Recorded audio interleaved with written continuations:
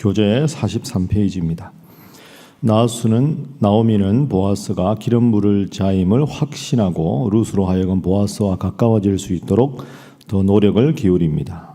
나오미의 뜻대로 룻은 보아스의 곁에 눕게 되고 보아스는 자연스럽게 이어진 관계가 하나님의 인도하심대로라는 것을 깨닫게 되지만 자신보다 우선순위로 기업 물을 자가 있음을 상기하며 신중한 태도를 보입니다. 하지만 우선순위로 기업 물을 자는 그 권리를 보아스에게 넘겨주었고 결국 보아스와 룻은 결혼하게 됩니다. 결론적으로 시어머니에 대한 룻의 사랑과 공경과 사랑을 통해서 나오미의 슬프고 고통스러운 삶이 기쁨과 소망의 삶으로 바뀌게 되었고 이방 여인 룻의 지혜로운 결단은 영광스러운 다윗의 계보를 이어가는 밑거름이 됩니다. 우리가 어제 오늘 룻기 말씀을 읽었습니다. 룻이라고 하는 여인은 모압 여인이죠. 이방 여인입니다.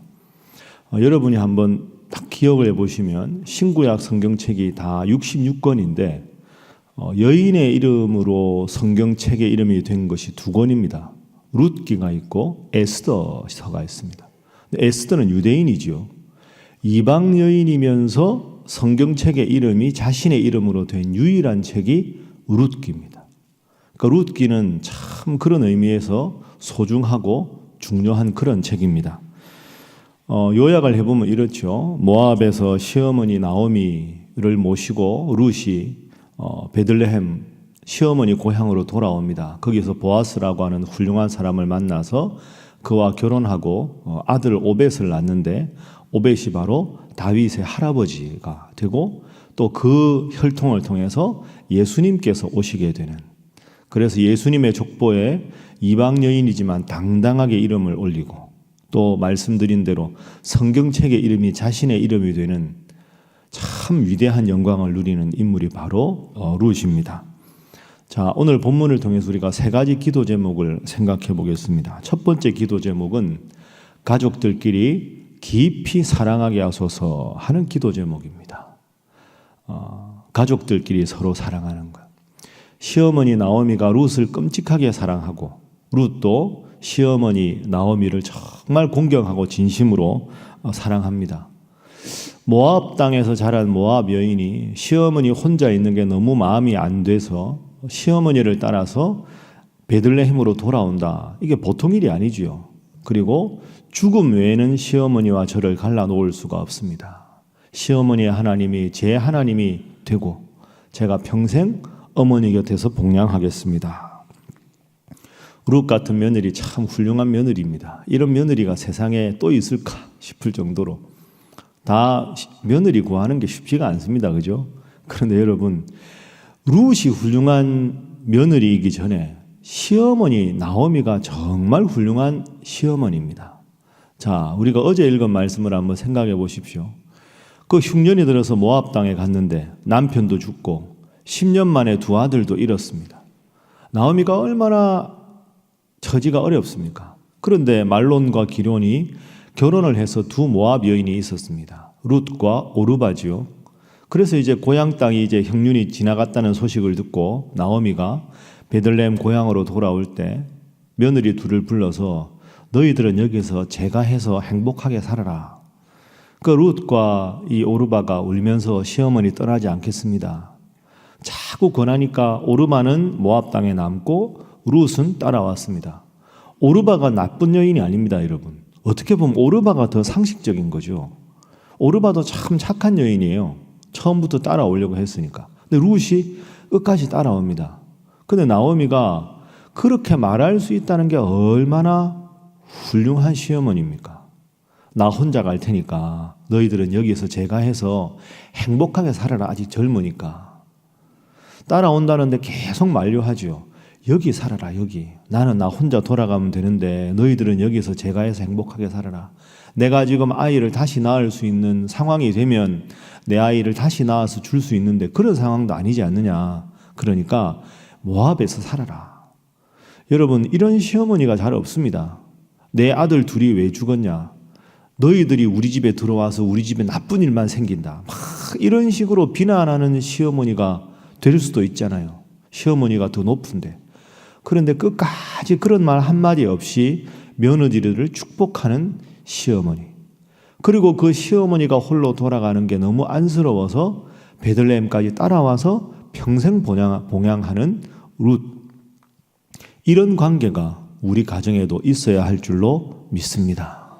그래서 우리 가족 중에 누군가가 나에게 왜 그렇게 하지 못할까 하기 전에 나오미가 먼저 룻을 사랑하고 그 사랑을 받은 룻이 시어머니 나오미를 다시 존중하고 따르던 것처럼 여러분 가족들도 다 형편이 다르고 상황이 다르고 그렇겠지만 여러분 먼저 하나님 믿고 새벽에 기도하는 분들인데 여러분이 더 사랑하고 더 배려하고 더 나누어서 정말로 가족들끼리 하나님 안에서 사랑하고 축복하고 그런 귀한 가족들 다 되시기를 주님 이름으로 축복합니다.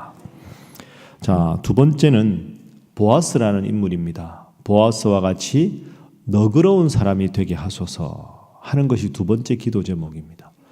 보아스라는 사람이 참 훌륭한 사람입니다. 자, 이제 고향으로 돌아왔습니다. 어제 우리가 읽은 말씀 생각하면 이 나오미하고 룻이 당장 먹을 게 없지 않습니까? 그런데 그 성읍의 제일 부자가 보아스였습니다. 구약의 율법을 우리가 읽었지만 우리가 이렇게 추수할 때 모든 그 나달들을 다 거두지 않습니다. 좀 이렇게 말로 하면 좀 대충 걷어놓고 그래서 가난한 사람이나 고아나 객이나 과부가 그 이삭 줍는 밭에 와서 남은 이삭들을 주워가서 최소한의 양식거리를 삼을 수 있도록 하는 것이 하나님의 명령이었습니다. 근데 그 성읍의 제일 부자가 보아스니까 보아스가 룻이 그 줍는 걸 보고 저런 여인들이 잘 더 많이 주워갈 수 있도록 하라. 참 마음이 넉넉한 그런 보아스였습니다. 그런데 오늘 본문에 보면 이 나오미하고 룻이 베들레헴에 돌아왔긴 했는데 당장 먹고 살 게 없지요. 그래 나오미 남편이 엘리멜렉 아닙니까? 그러니까 엘리멜렉이 가지고 있었던 땅을 팔아서 이제 재기할 수 있도록 미천을 삼으려고 합니다. 그런데 오늘 본문에 우리하고 좀 다른 생활 풍습이 나오죠. 기업 물을 자 이런 표현이 나옵니다. 기업 물을 자라는 말은 곁에서 도와줄 수 있는 사람. 도와줄 수 있는 사람이 순위가 있습니다.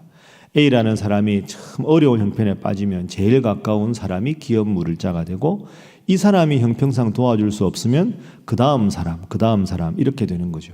그러니까 기업 물을 자는 예를 들어서 이렇습니다.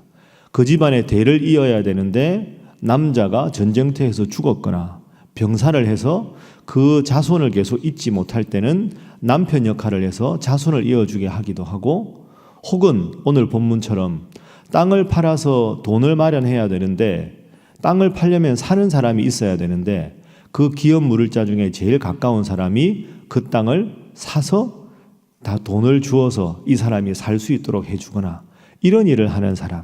그래서 그 기업과 그 자손의 대가 끊어지지 않고 계속 유지될 수 있도록 도와주는 사람이 기업 물을 자입니다.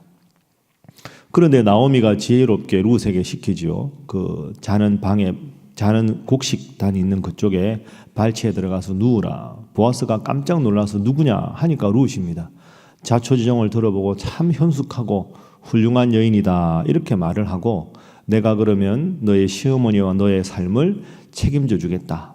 나보다 먼저 기업 물을 자가 있으니 그에게 먼저 가서 의논하겠다 하고 이제 이 보아스는 기업 물을 자 순위가 2순위니까 1순위가 될 사람을 찾아갑니다. 그 땅을 좀 사주도록 하면 좋겠다. 땅을 사주겠다. 근데 보아스가 이렇게 말하죠. 그 땅을 사서 그 땅을 당신의 소유로 해서는 안 된다. 돈만 주지 말고 그 엘리멜렉의 기업이 계속 이어지려면 그걸 사주되 그 명의를 당신 명의로 하지 말고 그 가문의 명의로 계속 해주라. 그러니까 기업 물을 자 1순위에 있는 사람이 그건 안 되겠다. 그러면 내 재산이 축나는 게 아니냐. 나는 이 권리를 포기하겠다.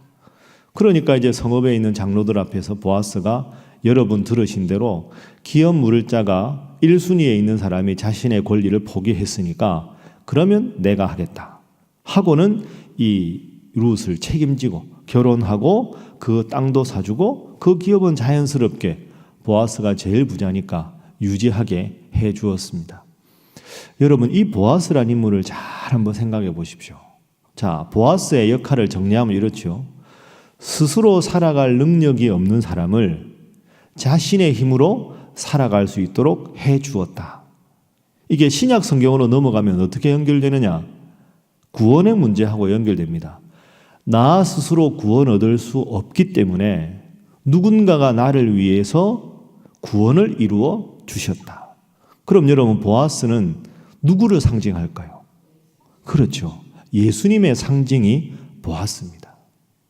나오미와 룻이 스스로 도저히 살아갈 능력이 없을 때 보아스를 통해서 이들이 살아갈 수 있게 되었다.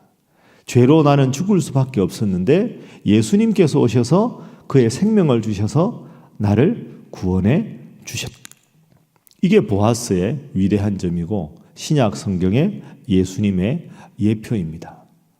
여러분, 돈이 많고 권력이 있다고 해서 이렇게 마음이 넉넉하게 포용력 있게 쓸 수 있는 게 아닙니다.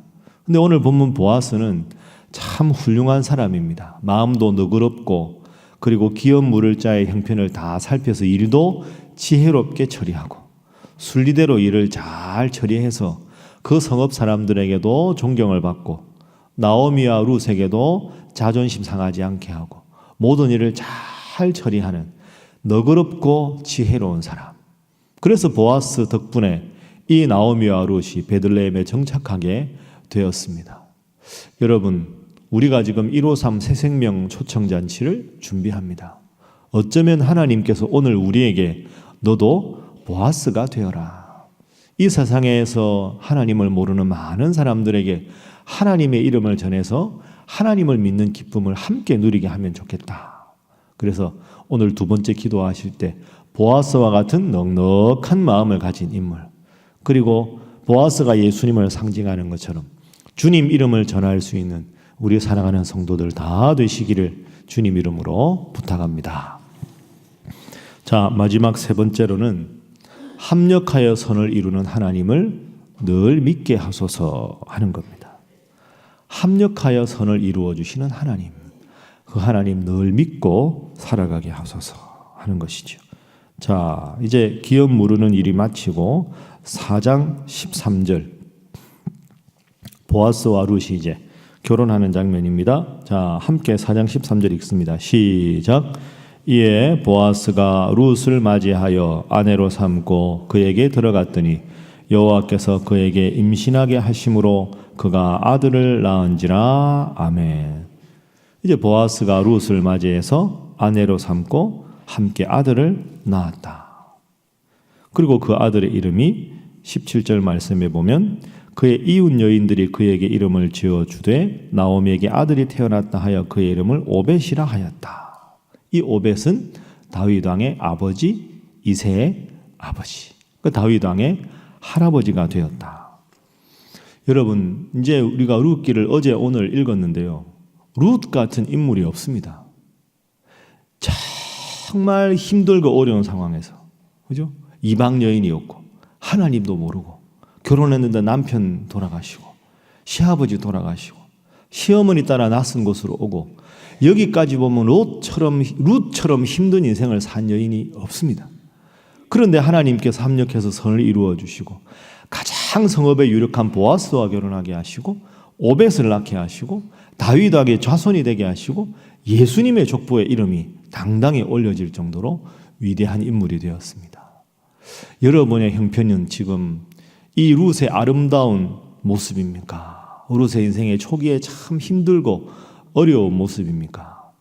룻기의 삶을 쭉 여러분이 읽으셔서 아시겠지만 여러분의 인생이 비록 룻기 1장과 2장에 어렵고 힘든 상황이라 할지라도 하나님께서 3장과 4장에 위대한 복을 주심을 믿고 합력하여 선을 이루시는 하나님, 제 삶도 룻과 같이 지키시고 나오미 같이 지켜주셔서 정말로 주님 안에서 복된 삶을 누리게 하소서 기도하심으로 위대한 가문을 이루시고 위대한 하늘의 복을 남김없이 받으시는 우리 사랑하는 모든 성도 되시기를 주님 이름으로 축복합니다. 함께 기도하겠습니다.